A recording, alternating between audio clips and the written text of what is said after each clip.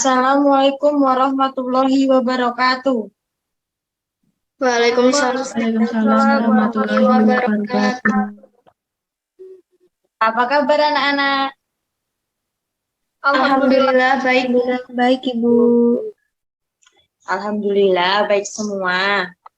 Baik, sebelum kita memulai pembelajaran pada pagi hari ini, baiknya kita memulai pembelajaran dengan berdoa. Ibu meminta Mbak Ainun untuk memimpin berdoa. Baik, teman-teman, sebelum kita mulai pelajaran pada pagi hari ini, alangkah baiknya kita berdoa terlebih dahulu. Berdoa mulai. Selesai. Terima kasih Mbak Ainun. Ibu akan mengabsen kalian ya. Ainun, Hadir, Ibu. Ervania, Hadir, Bu. Ivana, Hadir, Ibu. Windy. Hadir, Ibu. Lengkap semua ya. Ibu minta Mbak Ivana untuk memimpin menyanyikan lagu Indonesia Raya dan menyanyikan lagu daerah Ampar-Ampar Pisang. Baik, Ibu. Mari teman-teman, sebelum memulai pelajaran, kita menyanyikan lagu Indonesia Raya dan juga Ampar-Ampar Pisang.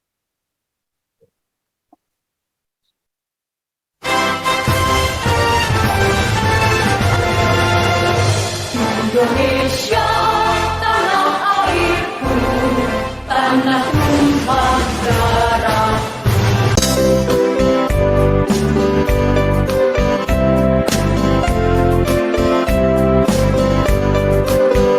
Terima kasih Mbak Ivana. Baik, materi akan disampaikan oleh Bu Iis, Bu Lulu, dan Bu Elvita.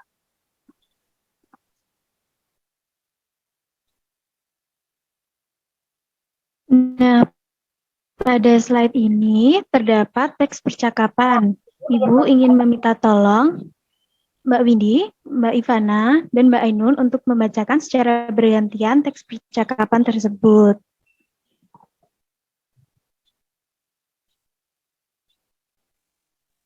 Lani, aku lihat dari tadi kamu bolak-balik ke halaman belakang. Ada apa?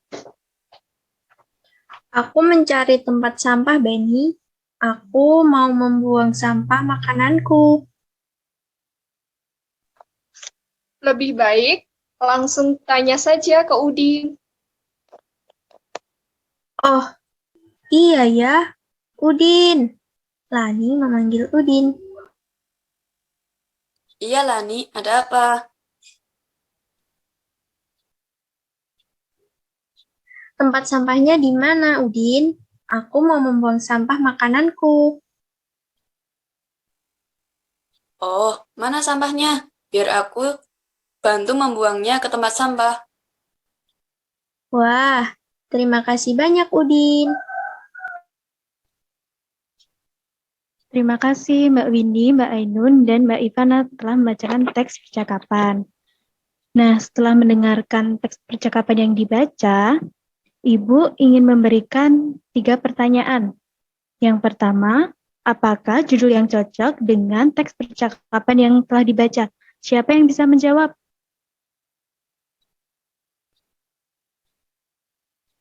Saya, Ibu. Ya, apa jawabannya? Judul percakapannya yaitu bermain di rumah teman. Dan pertanyaan terakhir yaitu, di mana sajakah kita harus mempunyai sikap taat aturan dan tata tertib? Ada yang bisa menjawab? Saya, Ibu. Silahkan. Di rumah, di sekolah, di rumah teman, dan di masyarakat, Ibu.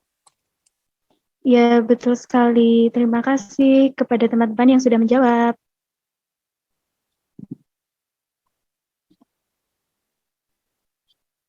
Nah, untuk mengetahui lebih dalam aturan-aturan, mari kita simak bacaan berikut. Apa itu aturan? Aturan adalah cara, ketentuan, petunjuk, perintah, patokan untuk melakukan sesuatu. Aturan juga bisa disebut pedoman hidup manusia agar tidak sewenang-wenang dalam bermasyarakat.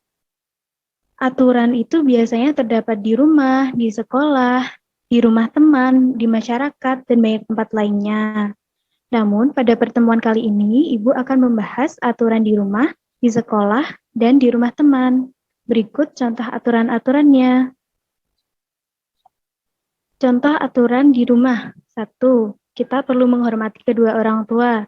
Yang kedua, saling menghargai antara anggota keluarga. Yang ketiga, saling membantu dalam melakukan pekerjaan rumah.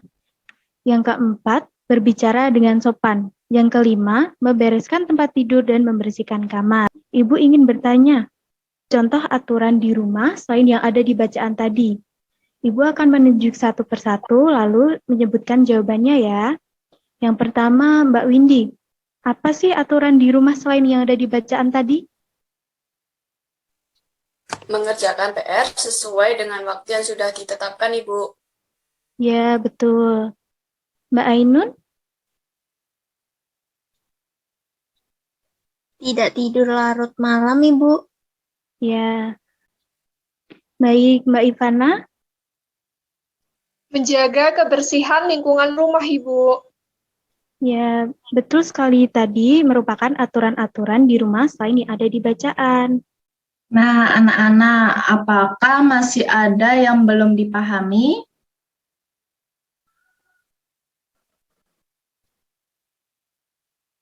Tidak, Ibu. Baik, jika sudah paham semuanya, di sini ada teks mengenai benda padat. Ibu akan menjelaskan mengenai apa itu benda padat. Benda padat banyak terdapat di sekitar kita. Benda padat mempunyai bentuk tetap. Ukuran benda padat juga tetap. Contoh benda padat adalah simpai. Jika dipindahkan dari meja ke lantai, bentuk dan ukuran simpai tidak akan berubah. Jika simpai dipindahkan lagi ke lemari, bentuk dan ukuran simpai juga tidak akan berubah. Adapun dipindahkan ke berbagai tempat, bentuk dan ukuran benda padat akan selalu tetap. Lalu di sini ada juga sifat-sifat benda padat. Sifat-sifat yang dimiliki benda padat adalah yang pertama tadi, bentuk dan besarnya atau ukurannya tetap. Yang kedua, menempati ruangan.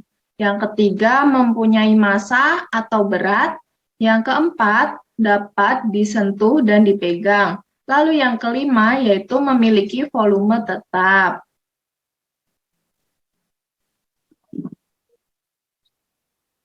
Anak-anak, kita sudah belajar mengenai aturan dan tata tertib. Salah satunya tadi aturan di rumah, yaitu membersihkan atau membereskan tempat tidur. Menurut anak-anak, dari aturan tersebut, manakah yang termasuk contoh benda padat? Adakah yang bisa menjawab? Saya, Ibu. Baik, silahkan Mbak Ainun. Jawaban saya adalah tempat tidur, Ibu. Betul sekali. Jadi dalam aturan di rumah yaitu membersihkan atau membereskan tempat tidur yang termasuk contoh benda padat yaitu tempat tidur.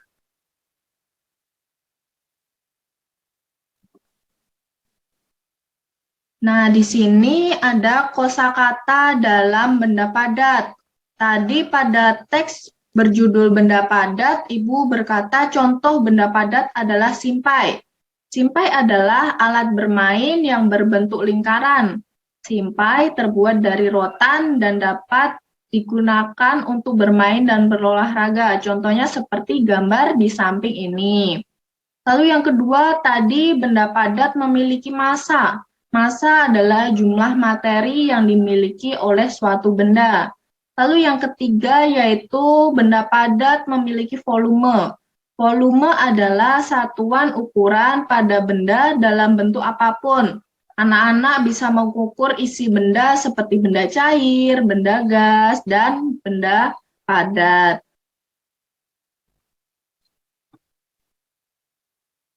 Di sini ada contoh-contoh benda padat yang ada di sekitar kita. Yang pertama ada mobil. Nah, anak-anak, tadi Ibu kan sudah menjelaskan mengenai benda padat dan menyebutkan contoh benda padat. Nah, sekarang anak-anak coba perhatikan lingkungan sekitar anak-anak. Apakah ada contoh benda padat di sekitar anak-anak? Ibu akan tunjuk satu persatu untuk menyebutkan contoh benda padat yang ada di sekitar anak-anak. Yang pertama, Mbak Ainun. Contoh benda Lemari padat. baju, Ibu. Baik. Yang kedua, Mbak Ervania. Lampu belajar, Ibu. Baik. Lalu Mbak Windy. Meja belajar, Ibu. Betul sekali. Dan yang terakhir Mbak Ivana. Tempat minum, Ibu. Betul sekali. Jadi anak-anak sudah paham ya mengenai contoh benda padat yang ada di sekitar kita.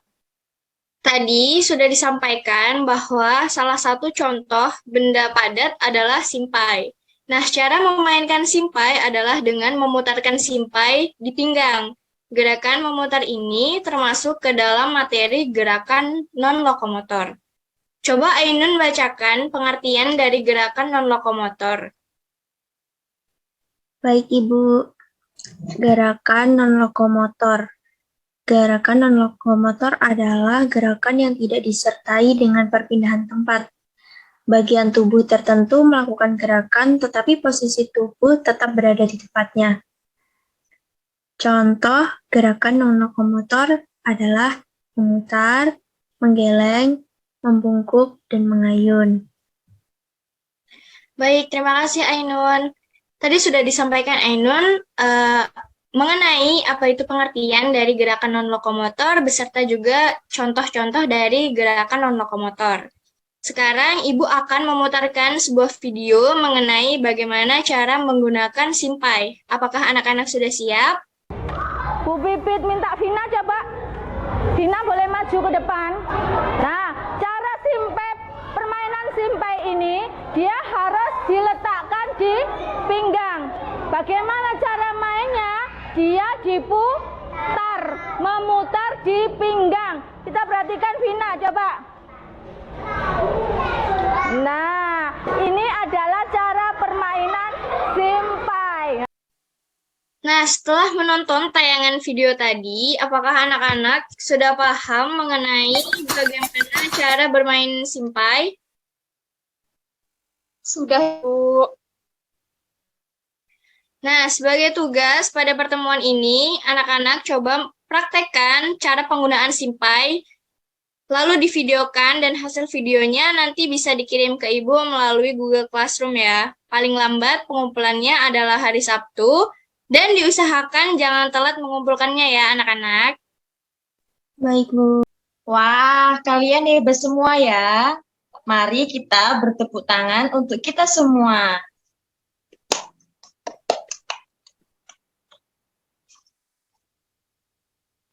Nah, kita hari ini sudah mempelajari mengenai aturan tata tertib, benda padat, dan gerakan lokomotor.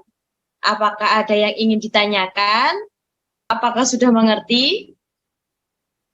Sudah, Ibu. Baik. Anak-anak, jangan lupa untuk mengumpulkan LKPD dan hasil karya yang akan dikumpulkan pada hari Sabtu melalui Google Classroom. Sekian pembelajaran hari ini. Sebelum Ibu menutup, alangkah baiknya kita berdoa. Ibu meminta untuk Mbak Ainun memimpin berdoa.